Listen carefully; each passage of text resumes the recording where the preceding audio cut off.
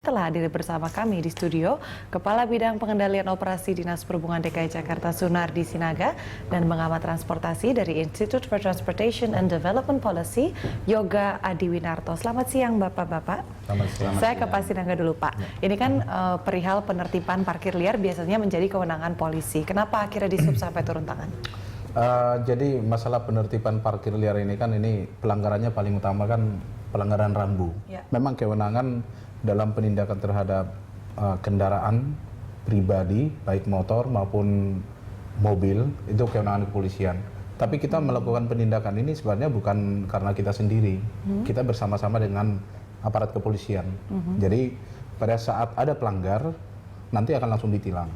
Nah kalau tidak ada pelanggar, nah wadah untuk pengambilan pentil itu hanya sebagai sarana mempertemukan antara pelanggar dan penegak hukum.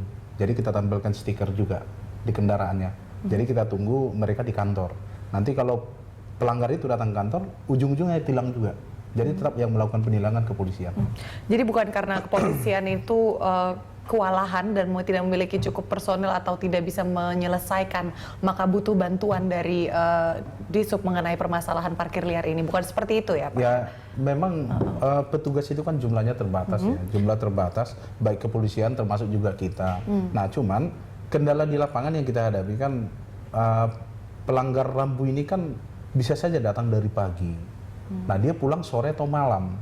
Nah waktu penegak hukum datang mau menindak, pelanggar nggak ada, jadi mau tilang mau seperti apa? Sehingga kita ambil suatu inisiatif, kita bersama dengan kepolisian, pentilnya kita cabut, supaya dia bisa ambil lagi. Ya. Tapi pada kenyataannya apakah ada pelanggar yang kemudian mengambil pentilnya? Karena data yang saya baca tidak ada yang mengambil pentil ban itu sendiri di kantor polisi yang terdekat, walaupun sudah ada pemberitahuan.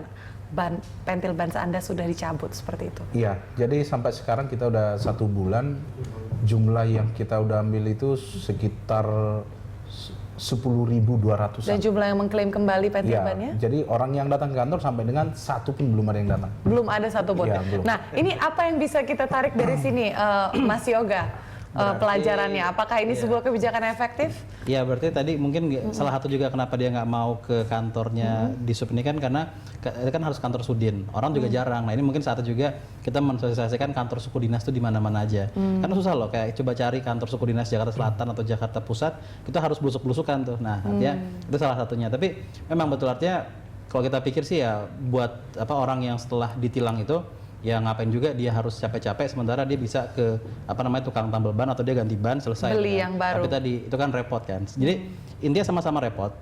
Jadi yang mau dia ganti ban ataupun dia nanti harus ke kantor dinas perhubungan itu kan juga sama-sama repot lah dua-duanya. Nah, tapi dari paling mungkin untuk dia itu adalah yang paling praktis yang mana ya untuk ganti ban itu. Tapi tadi itu benar tadi ya Pak Sinaga bilang ada efek jerahnya, itu yang sebenarnya dicari dari tindakan kegiatan cabut pentil ini sebenarnya.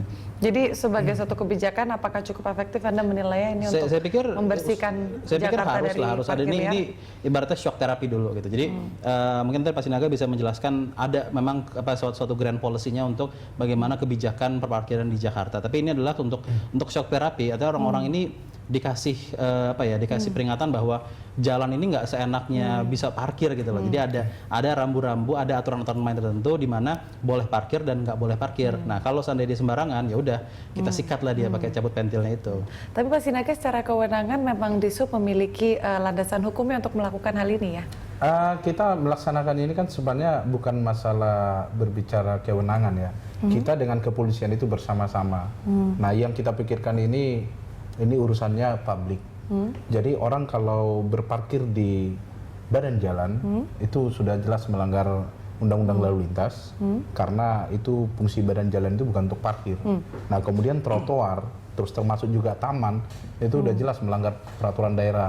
Nah jadi ruang-ruang publik itu udah diambil alih oleh parkir-parkir liar ini itu tidak dibenarkan. Nah contoh kalau jalan itu kalau dia umpamanya 3 lajur, kalau diambil oleh parkir liar berarti tinggal 2. Tentunya ini menyebabkan kemacetan dan congestion ya. Terjadi bottleneck dia. Betul. Nah akhirnya kita tahulah dampaknya kemana-mana. Jadi jangan hanya karena kepentingan orang tertentu, nah kita jadi sampai mengabaikan kepentingan publik. Nah ini nggak dibenarkan gitu loh. Baik, Mas Yoga, ini Pak Sinaga juga di SUP pernah menggunakan sistem derek ya.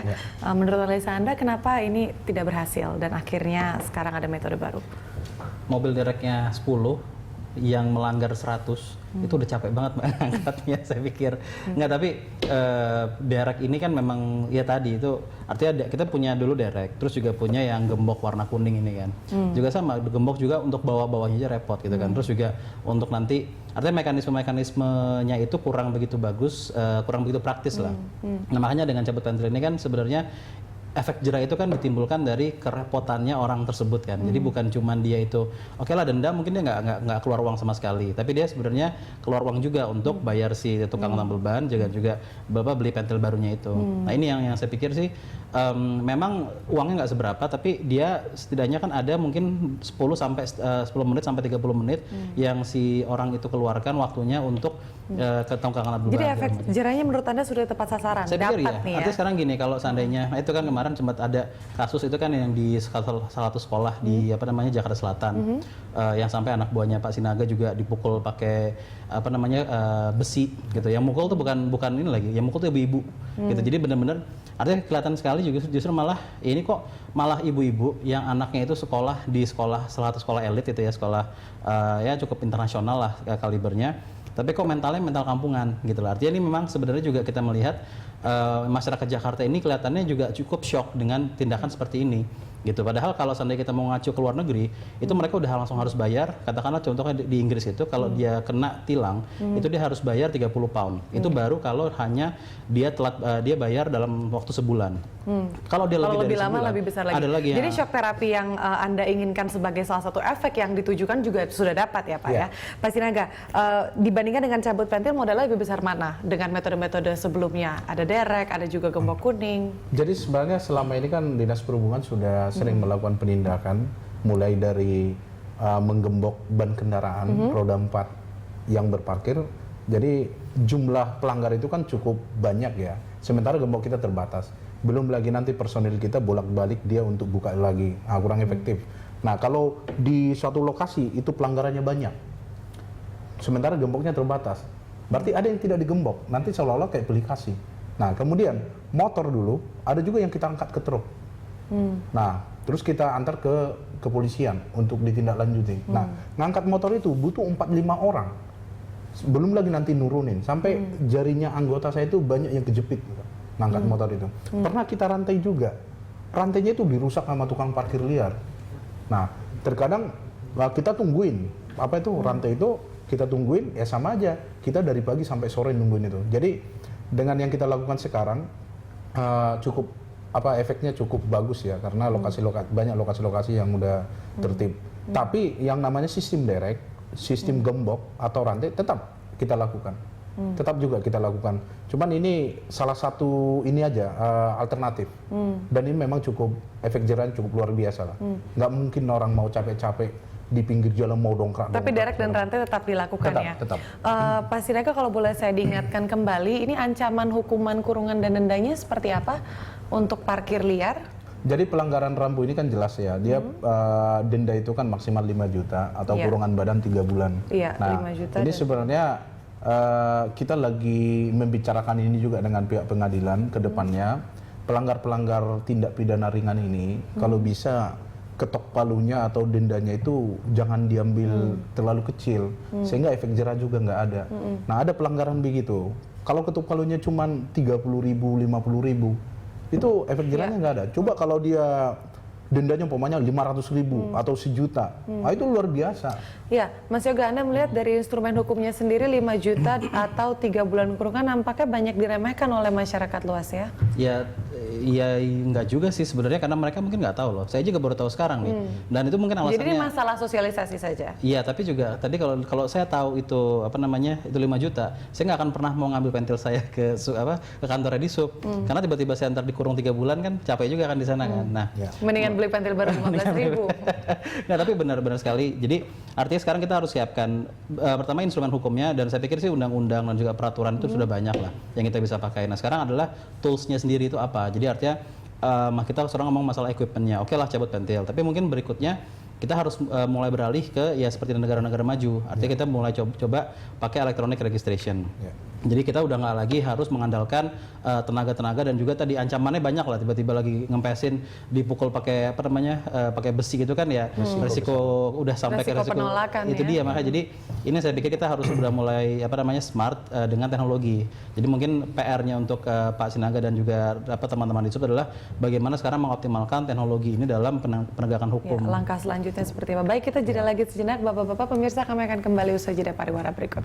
Pak Sinaga, masih ada juga kalangan yang berpendapat bahwa pencabutan pentil ban ini merupakan solusi reaktif yang sebetulnya belum menyentuh akar masalah sesungguhnya, yaitu memang tidak tersedianya lahan parkir yang cukup di Jakarta atau tidak memadainya juga transportasi umum bagi orang-orang yang akan meninggalkan kendaraan pribadi seperti itu. Jadi memang tugas pemerintah pada saat sekarang ini sambil menunggu waktu kan, sambil berjalan, kita juga sudah mengkonsepkan banyak rancangan-rancangan penyediaan transportasi massal.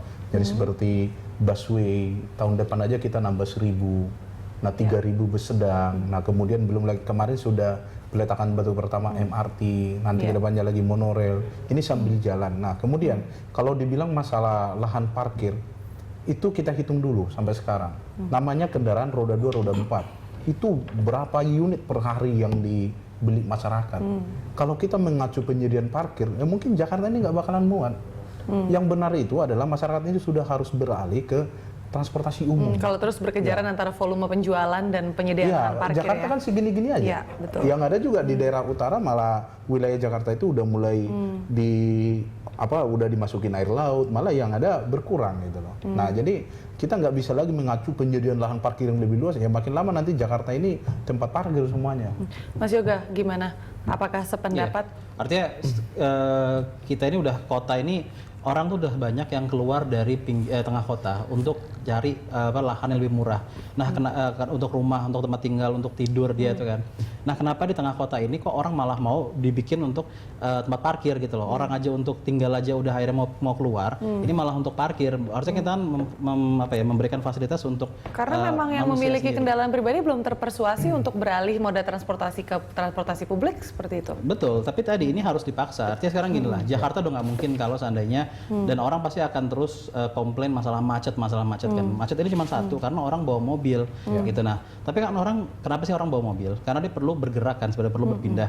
Apakah dia perlu mobil? Enggak juga kan. Ibaratnya kan kalau kita mau minum susu kan kita nggak usah beli sapinya. Ya udah sekarang sama juga. Artinya sudah kita untuk bepergian kita nggak usah beli mobilnya, kita tinggal aja menggunakan yang sudah ada. Jadi contohnya dengan busway, dengan juga angkutan-angkutan umum yang lain. Mungkin daerah-daerah yang tidak terjangkau atau mungkin dari level keamanan juga kenyamanan yang orang merasa lebih aman untuk mengendarai mobil sendiri. Memang, cuman artinya sekarang gini, kalau kita saling tunggu-tungguan seperti ini, itu sama aja kita akan mengalami hal yang sama 5-10 tahun yang lalu gitu loh. Jadi kita nggak akan pernah bergerak. Nah, saya pikir gebrakan-gebrakan seperti ini, artinya strategi untuk mendorong mereka itu pindah dari kendaraannya harus dimulai sekarang.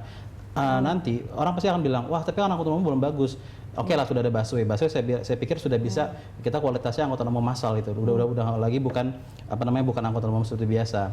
Nah, dan juga Pak Jokowi kan juga punya rencana untuk yang Metro Mini Kopaja juga ingin diperbarui juga. KRL itu juga sudah memadai. Artinya kalau ada niat sebenarnya bisa kok orang-orang Jakarta itu untuk naik angkutan umum. Nah, jadi masalah mindset yang harus diubah ya. Tapi Anda melihat kebijakan ini sendiri dibandingkan dengan fasilitas parkir dan trotoar yang selama ini dikelola di Sub, adil bagi pengendara mobil yang harus memarkir mobilnya di satu tempat dengan karena sekarang gini, justru malah pemerintah DKI ini sudah terlalu baik untuk menyediakan dulu ada peraturan yang dibilang bahwa kalau kita mau bikin satu gedung itu ada jumlah parkir minimum. Itu menurut saya salah gitu. Harusnya benar adalah ketika kita mau bikin satu gedung, apalagi gedungnya kalau dekat halte busway, itu kita harus bilang bahwa gedungnya itu tidak boleh terlalu banyak halte gedung parkirnya. Nah, ini yang sebenarnya policy yang harus diubah. Jadi sekarang ini adalah saatnya adalah bagaimana kita mencegah orang-orang itu membeli mobil lagi dan juga mengurangi penggunaan kendaraan pribadi supaya mereka beralih ke angkutan umum. Karena berikutnya nanti kalau seandainya banyak orang yang mulai pindah ke angkutan umum, pressure untuk improve angkutan umum ini akan lebih tinggi. Kita selama ini kan mungkin orang-orang yang naik angkutan umum kan mereka pikir ya udahlah saya pasrah aja lah. Jadi karena saya nggak ada masyarakat dan pilihan. pemerintah jangan tunggu-tungguan ya. Kalau masyarakat menunggu pemerintah menyediakan yang bagus, justru kita harus dari sekarang mengubah pemikiran betul, kita dan supaya pemerintah lebih terpacu untuk kita memperbaiki. harus meng-create pressure tersebut gitu. Kalau misalnya orang yang selama ini naik mobil 1M sampai 2M, tiba-tiba mereka harus naik busway dan atau naik metro mini, pasti langsung berkicau kemana-mana kan mereka kan, entah lewat Twitter atau juga ketika acara-acara makan malam ketemu pejabat pasti mulai wah ini saya kepanasan di sini Dan pemerintah akan lebih terpacu untuk memperbaiki. Kan sebenarnya kan jangan hanya karena masalah pemerintahnya. Sebenarnya masyarakat umum juga termasuk pihak swasta harus bertanggung jawab juga. Sebenarnya udah saatnya juga contoh gedung-gedung perkantoran Jakarta ini. Berapa karyawan dia? Lo nggak ada salahnya kok dia menyediakan angkutan jemput antar gitu loh. Seperti carpool begitu ya. Jadi dia rutinnya dia udah atur gitu. Yang dilokalisir setiap rute. Karyawannya menuju ke situ, nanti dibawa ke kantornya. Saya rasa itu cukup membantu. Bicara soal gedung perkantoran, banyak sekali juga bangunan usaha yang tidak punya izin lahan parkir ya, dan ini juga salah satu yang menyebabkan banyaknya mobil-mobil dari gedung-gedung ini parkir sembarangan. Ini bagaimana? Jadi ini kita udah sampaikan juga kepada tata kota sama pengawas pembangunan kota terkait masalah registrasi gedung-gedung yang menyalahi aturan. Jadi semua mekanisme sudah ada. Jadi yang menyalahi aturan ini perlu ada penindakan gitu loh. Jadi dia harus hitung, umpamanya kalau gedung ini jumlah karyawannya sekian, atau bila perlu didata juga jumlah kendaraan berapa, space parkir harus ada sejumlah itu. Minimal segitu, baik. Jadi nggak boleh karyawannya sampai disengsarakan gitu loh. Dan parkir keluar-luar. Iya, itu yang memunculkan premanisme gitu loh. Baik Pak Sinaga dan Mas Yoga, kita masih ada satu segmen lagi. Pemirsa, kami akan kembali usai jeda berikut. Pak Sinaga, ada 15 target lokasi yang ditetapkan oleh Dishub sebagai target lokasi pencabutan pentil ban yang sudah steril sekarang ya. Ini apakah akan ada penambahan ke depannya? Di mana saja sih lokasinya, Pak? Ya, jadi kalau masalah lokasi sebenarnya cukup banyak ya. Memang ada lokasi-lokasi tertentu yang selama ini banyak pelanggarannya. Jadi paling utama itu pelanggaran itu ada di sekitar kawasan niaga, kemudian sekolah-sekolah. Ini yang paling utama ini. Nah, lokasi-lokasi ini tersebar di 5 wilayah kota dan kita aktif terus sampai sekarang setiap hari Sudin Perhubungan Kota sama Dinas Perhubungan menyasar lokasi itu semua. Jadi kita harapkan dengan tindakan ini semua masyarakat lebih mengerti. Bisa disebutkan beberapa lokasi ini? Lokasi contoh kalau di daerah Selipi samping Hotel Peninsula itu sudah kosong. Nah kemudian di depan Lab School sudah kosong. Nah kemudian sampai di daerah kawasan Blok M juga sudah nggak berani juga. Nah kemudian kawasan-kawasan daerah Matraman, kemudian sekolah Tresia Ursula di daerah Lapangan Banteng juga kita udah tindakin juga. Jadi memang sampai sekarang lokasi yang kita prioritaskan ini sudah cukup banyak perubahan. Ada yang bahkan sampai zero, kosong. Dan ini sudah clear semua lokasi yang Anda katakan ya, tadi? tapi kita harus patroli terus. Karena kita nanti meleng sedikit, dia mencoba 1, 2, nanti akan muncul lagi. Nanti ada anggapan masyarakat, wah angkat-angkat tai ayam gitu. Jadi muncul lagi pelanggan baru. Offender ya? Ya, jadi kita harus rutin, jadi kita bikin ini semacam udah makanan sehari-hari. Akan ada lokasi tambahan nggak, Pak Sinaga? Kita akan menyasar juga sampai nanti masuk ke daerah jalan lingkungan. Jadi kalau masyarakat ada keluhan, masuk ke kita ada kawasan-kawasan jalan lingkungan yang mestinya 2 lajur kendaraan tinggal 1, ini kan cukup mengganggu ya. Kita nanti akan masuk ke arah sana juga. Jadi mudah-mudahan se-DKI nanti yang parkir-parkir liar itu, termasuk yang dekat-dekat pemukiman ya, yang memarkirkan mobilnya di pinggir jalan sampai pakai sarung, itu juga akan kita tindak, mungkin kita derek. Nah ini nggak bisa, parkir itu harus di garasinya. Kalau dia nggak punya garasi, ya sudah, jangan beli lebih dari kapasitas garasinya. Ini akan kita tindak. Ini menarik sekali dan tentunya perlu kontribusi dari komunitas tempat ya. Iya, baik. Mas Yoga, ini kan pemerintah provinsi sudah banyak sekali mengeluarkan kebijakan ya. Sekarang ini yang terbaru adalah pencabutan pentil ban, ada juga naiknya tarif parkir sebelumnya. Anda melihat sejumlah kebijakan ini selaras satu sama lain? Oh iya, jadi kita lihat ini kan ada strategi bahwa intinya kita mau mendorong penggunaan angkutan umum dan mengurangi penggunaan kendaraan pribadi. Jadi memang ini mindset ini harus diubah bahwa tidak semua orang itu punya hak untuk parkir di tengah kota. Ini karena sebenarnya gini, kalau dilihat dari masalah efektivitasnya itu sebenarnya parkir adalah yang salah satu yang paling efektif untuk mengurangi kemacetan. Karena kalau seandainya, dan bukan cuma masalah dia dilarang dan juga mahal, tapi kalau seandainya space-nya dibatasi, artinya sekarang gedung-gedung parkir itu kita mulai batasi jumlahnya dan juga gedung-gedung baru nggak boleh lagi. orang akan bingung kan mereka mau parkir di mana. Gitu. Jadi banyak sebenarnya kasus-kasus banyak orang bikin angkutan umumnya bagus dan juga apa namanya ya cukup inilah kualitasnya bagus dan banyak digunakan, tapi karena tidak ada manajemen parkir yang bagus akhirnya tetapnya macet gitu. Jadi sebenarnya kalau kita mau fokus ini adalah kemacetan ini bisa diatasi paling cepat dengan parkir. Gitu. Jadi dengan manajemen parkir yang benar dan juga tarif itu harus naikkan. Makanya kita harus balik lagi lah. Ini kita parkir cuman 4.000 per jam. Gitu kan. Sementara orang tinggal aja untuk bayar kos-kosan segala macam itu lebih tinggi dibanding itu. Nah, kenapa kok kita lebih menghargai mobil ketimbang kita menghargai manusia? Gitu loh. Jadi ini sebenarnya yang kita harus balik bahwa ya kalau mau ada orang parkir di sini ya tarifnya juga harus lebih mahal dong dibanding harga sewa kos-kosan atau sewa kontrak rumah di sana. Baik, mudah-mudahan Pemprov DKI dan juga kepolisian bisa terus melakukan dan menemukan cara-cara untuk semakin membuat mahal yang namanya mempunyai mobil dan berkendara pribadi seperti itu ya. Baik, terima kasih Mas Yoga dan Pak Siregar sudah berbagi informasi di Jurnal Siang hari ini. Pemirsa, demikian dialog kami, namun kami masih akan kembali usai jeda berikut dengan sejumlah informasi lanjutan.